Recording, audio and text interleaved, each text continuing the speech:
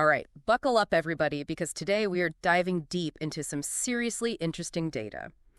We're talking about how women perceive men's hobbies, and let me tell you, some of this stuff is pretty surprising. It's a deep dive into attraction, perception, and yeah, maybe even a little evolutionary psychology. You got that right.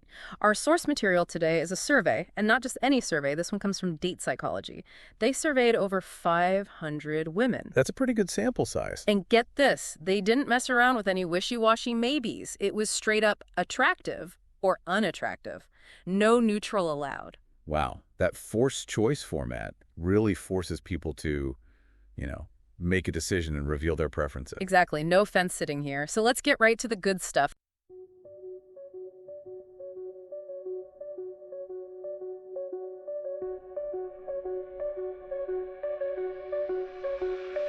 Data on the screen, numbers come alive. Male, female flows where the patterns thrive. Visual charts, public colors unify. Gender decoded, bringing truth to light.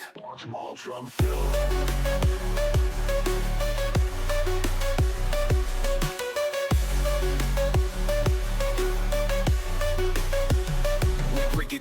We break it down, real talk. Trends unveiling facts from every block. Here's your insight, watch the data glide. Gender decoded, let the beats collide.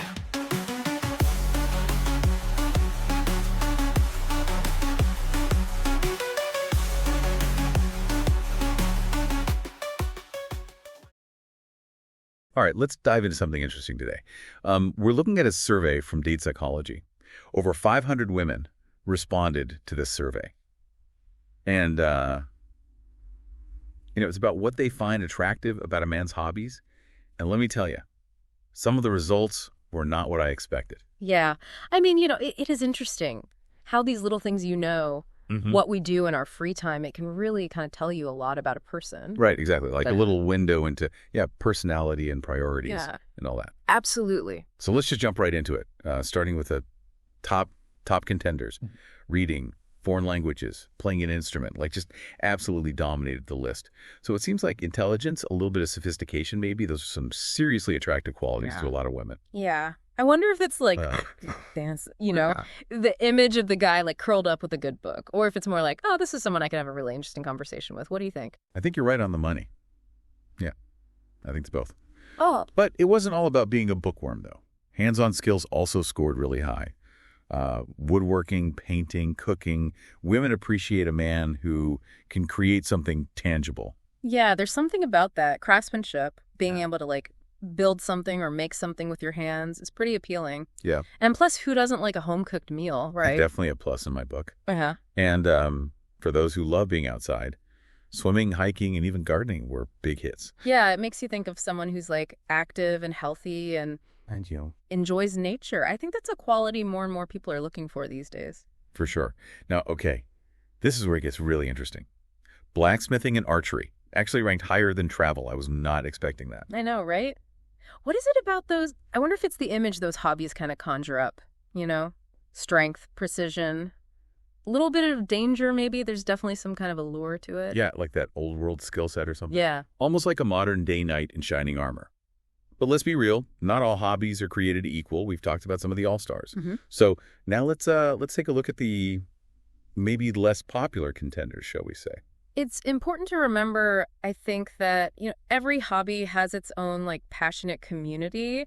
What one person finds appealing, another person might not even understand. It's very individual. Yeah, for sure. But especially when it comes to those first impressions. Some hobbies might need a little more explaining than others. Mm-hmm. And we're talking about things like comic books, cosplay, and magic, the gathering. Yeah, those are hobbies that often thrive in very specific communities. And, Right. There's absolutely nothing wrong with them. But they might not resonate with everyone right off the bat, especially if someone isn't familiar with that world. Right. Like anything else, context is key. Exactly. So to anyone listening whose favorite pastime might have landed a little toward the bottom of this list, do not fret. This is just one survey, and individual preferences are all over the map. Yeah, that's right. What really matters is that you're passionate about what you do in your free time. And, there's someone out there for everyone, regardless of your hobbies. Really. Well said. Now things take a bit of a turn. Mm-hmm. When we start looking at hobbies that might signal some potential red flags in terms of lifestyle compatibility. Think gambling, heavy drinking, excessive clubbing, things that could raise some eyebrows. Yeah, those aren't necessarily deal breakers for everyone, but they can point to lifestyle choices that might not mesh well in a relationship. It's all about finding someone who shares your values and your priorities. Yeah, compatibility at the end of the day. Right.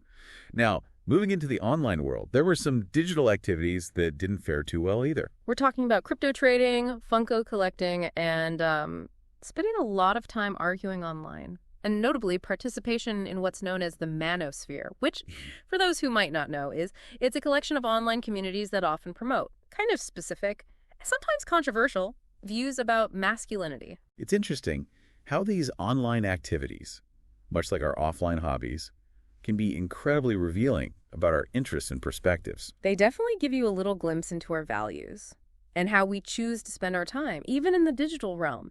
And I think it's important to be mindful of how those online activities might be perceived by others, just like we would with our offline hobbies. It's funny. Even hobbies that we usually think of as creative and expressive, like cosplay, or men who enjoy makeup artistry, didn't rank as high as you might expect. Yeah, it really makes you think about those societal expectations we were talking about before. It seemed like some hobbies are still seen through a very traditional gender role lens. Even if those lines are blurring more and more these days, yeah, it could definitely impact how they're perceived. It really makes you wonder how these perceptions might change in the coming years. What do you think, listener? Have you noticed any shifts in what's considered attractive in terms of hobbies? I'd love to know. It's a good question. I mean, think about how much has changed even in the last, decade or so, as younger generations, who grew up with things like anime and cosplay become a larger part of the dating pool. I think those perceptions could continue to shift, for sure. Yeah, it's a good reminder that attractiveness is subjective and influenced by so many things: cultural norms, personal experiences, individual preferences. The list goes on and on. Totally. What one person finds incredibly attractive, another person might not even understand. And that's okay. It all comes down to what you value in a partner and what resonates with you personally. So with all of this in mind, how can someone use this information to their advantage? Should we all just run out and pick up a book or a paintbrush because it ranked high in this survey? No, of course not. It's not about changing who you are or pretending to be someone you're not to fit some mold. Authenticity is key, always. But I do think it's helpful to be aware of how your passions might be perceived by others and use that knowledge to present yourself authentically and thoughtfully. Does that make sense? Yeah, I think so. So, if you're really passionate about something that might not be, universally considered attractive, you can still share that passion in a way that highlights the good parts. Yeah. And sparks a real connection. Exactly. For example, if you're a huge comic book fan, instead of just saying, I love comic books, you could talk about the storytelling, the art, the history, the community, all the things that make it so engaging for you. Yeah, it's about showcasing the depth of it, not just the surface, right? Exactly. It's about finding that sweet spot between, showcasing your authentic self, but also framing your interests in a way that sparks curiosity, invites connection. Now, on the other hand, what about those hobbies that ranked really high? Should people start listing those on their dating profiles, even if they're not actually interested? Oh, that's also, I would definitely caution against that. Remember, authenticity is so important. You don't want to pretend to be someone you're not just because you think it's what someone else wants. Plus, imagine trying to keep that up long term. Exhausting. Totally. Yeah. And wouldn't that defeat the whole purpose of finding someone who likes you for you? Exactly. It's so much more rewarding to find someone who connects with you on a genuine level, hobbies and all. So how do we navigate this, especially in those early stages of dating, whether it's online or those first few in-person interactions? That's a great question because, you want to make a good impression, but you don't want to misrepresent yourself either. Right. Yeah, my advice would be to just be genuine. Share the hobbies you're truly passionate about, but be mindful of how you present them. If you love gaming, for example, instead of just saying, I'm a gamer, you might mention that you enjoy the strategy and the problem-solving aspects of it, or the social connections you've made through online communities. So it's almost like you're giving your hobbies context. Yeah. You're not hiding them, but you're presenting them in a way that highlights the good parts and invites more conversation. Exactly. It's about being thoughtful and intentional with how you share your passions. I think this survey has given us a lot to think about. It really has. It highlights how complex attraction is, and how much our hobbies can actually reveal about who we are, and how those seemingly small details can really spark a connection, or sometimes even raise a red flag, depending on who you're connecting with. Yeah. They're like little windows into our personalities, our values, and how we spend our time. They tell a story, even without us having to say anything. And that story can be really powerful when you find someone who understands and appreciates it. Speaking of stories, I have a confession. This whole conversation has reminded me of a date I went on a while back. Yeah. And this guy told me his favorite hobby was, wait for it, competitive air guitar. And I have to admit, I was a little taken aback at first. That's amazing. What happened? Well, I was curious, so I asked him about it. And you know what? He was so passionate and enthusiastic about it that I couldn't help but get swept up in his excitement. And it really taught me that sometimes the most unexpected hobbies can be the most endearing Yeah. and really revealing. I love that. It just goes to show that passion is contagious, and it can make even the most niche hobbies seem fascinating. Exactly. It's a good reminder to stay open-minded and curious, because you never know where a shared interest, no matter how unique, might lead you.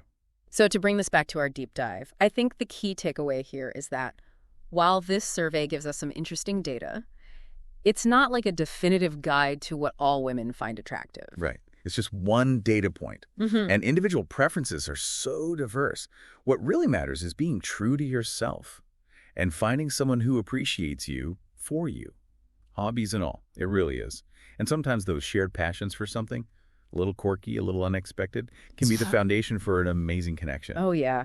Absolutely. It's those shared interests, and you're like, oh, you get it, you get me. It can really make a relationship special, for sure. Speaking of getting it, do you remember when we were talking about how some online activities didn't do so well in the survey, like spending all your time arguing online? Yeah, that one definitely stood out. It made me think that maybe it's not just what you're doing online, but how you're doing it. If someone's always in boot, in a heated debate, or just being negative online, maybe it's a sign that they just thrive on conflict. That's a good point, yeah.